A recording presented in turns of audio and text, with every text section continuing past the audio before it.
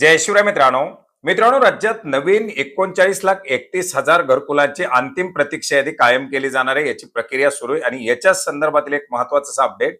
याचबरोबर जर या प्रतीक्षा यादीमध्ये तुमचं नाव आलेलं नसेल तर याच्या संदर्भात काय करायचं याच्याबद्दलची माहिती आजच्या व्हिडिओच्या माध्यमातून घेण्याचा प्रयत्न करणार आहोत. मित्रांनो, 2018 मध्ये करण्यात आलेल्या सर्वेक्षणाच्या अनुषंगानं राज्यामध्ये घरकुलाचं वाटप करण्यात आलं. लाखो घरकुलं तयार झाली, परंतु बऱ्याच साऱ्या लाभार्थ्यांची पात्र असूनही याच्यामध्ये नाव आलेली नव्हती आणि यासाठी आवास प्लस सर्वेक्षण 2024 सुरू करण्यात आलं. याच्यामध्ये 1 एप्रिल 2025 ते 31 ऑगस्ट 2025 या कालावधीमध्ये लाखो लाभार्थ्यांच्या माध्यमातून आपलं स्वयं सर्वेक्षण करण्यात आलेलं होतं.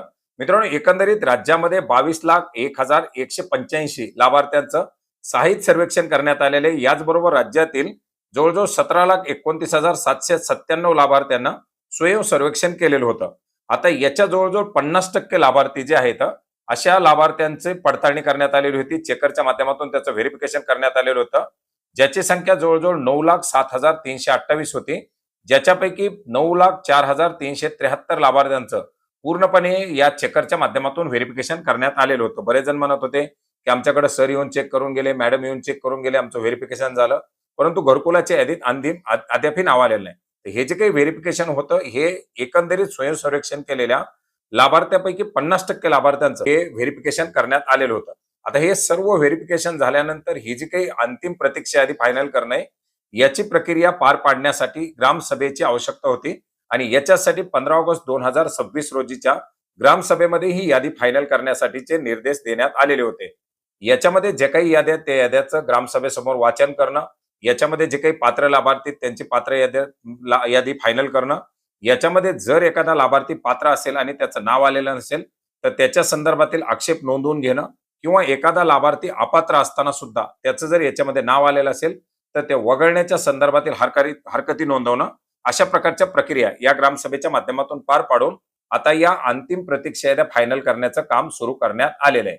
आता याच्यामध्ये बऱ्याच साऱ्या लाभार्थ्यांची जर नावं आलेली नसतील तर त्यांना काय करायचंय, या सर्वेक्षणात नाव नोंदवलेलं असताना सुद्धा जर प्रणालीद्वारे प्रकरण नाकारण्यात आलेलं असेल तर संबंधित कुटुंबाला आपली ही तक्रार जी काही असेल किंवा आपलं जे काही म्हणणं असेल ते ग्रामसभेमध्ये मांडायचे आणि याच्यासाठी जिल्हास्तरीय अपील समिती जी आहे या अपील समितीकडे दाद मागायची. त्याच्या संदर्भातील आपलं सर्वेक्षणाचा रिपोर्ट किंवा आपल्याकडे सध्या असलेली परिस्थिती याच्या संदर्भातील माहिती उपलब्ध करून द्यायची. नंतर त्या लाभार्थ्याचं व्हेरिफिकेशन करून जर हा लाभार्थी खरोखरच पात्र असेल तर त्या लाभार्थ्याचं या यादीमध्ये समाविष्ट केला जाणार आहे, समाविष्ट केला जातो. मात्र याच्यामध्ये आपण जर पाहिलं तर पक्के घर असलेले, पक्क्या भिंती असलेले घर, 2 पेक्षा अधिक खोल्या असलेलं घर, स्वतःकडे 3 चाकी 4 चाकी वाहनं असलेले जे काही लाभार्थी आहेत, यांत्रिक कृषी उपकरणं ज्याच्यामध्ये ट्रॅक्टर किंवा इतर काही वरची उपकरणं असतील, 50,000 रुपये किंवा त्यापेक्षा अधिक कर्ज मर्यादा असलेलं किसान क्रेडिट कार्ड, किंवा कुटुंबातील शासकीय कर्मचारी किंवा इतर बिगर कृषी व्यवसाय कुटुंबातील कोणत्याही सदस्याचं मासिक उत्पन्न 15,000 रुपयापेक्षा अधिक असणं, आयकर भरणारे कुटुंब, व्यावसायिक कर भरणारे कुटुंब, 2.5 एकर किंवा त्यापेक्षा अधिक सिंचित जमीन, बागायत जमीन असलेले किंवा 5 एकर किंवा त्यापेक्षा अधिक कोरडवाहू जमीन असलेले जे काही कुटुंब आहेत, ही कुटुंब या पात्रतेच्या निकषामध्ये बसत नाहीत. आणि अशा प्रकारच्या एखाद्या निकषामध्ये आपण जर असाल आणि त्याच्यामुळे जर नाव कटलेलं असेल तर मात्र आपण कुठेही दाद मागू शकत नाहीत. परंतु अशा प्रकारच्या जर कुठल्या लाभार्थ्याचं नाव आलेलं असेल तर त्याच्यावरती मात्र आपण ग्रामसभेमध्ये किंवा या समितीकडे अपील करू शकता, त्याच्या संदर्भातील हरकती नोंदवू शकता.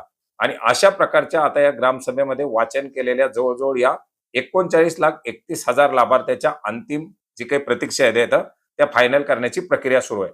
आता या 15 ऑगस्ट पासून पुढील 1 महिन्यामध्ये याच्यावरती काही हरकती आक्षेप आले तर त्या घेतल्या जातील आणि त्याच्यानंतर 15 सप्टेंबर 2026 नंतर या याद्या फ्रीज केल्या जातील, या याद्या अपलोड करण्याच्या प्रक्रिया सुरू केल्या जातील आणि याच्यानंतर प्रायोरिटी लिस्ट बनवून त्याच्यामध्ये जे काही प्राधान्य क्रमानुसार लाभार्थी असतील त्यांना घरकुलाच्या वितरणाच्या प्रक्रिया सुरू केल्या जातील, ज्याच्यासाठी नवीन लक्ष्यांक, नवीन घरकुलं मंजूर होणं गरजेचं आहे, जी साधारणपणे 1 जानेवारी नंतर किंवा 1 एप्रिल नंतर मोठ्या प्रमाणात मंजूर केली जातात.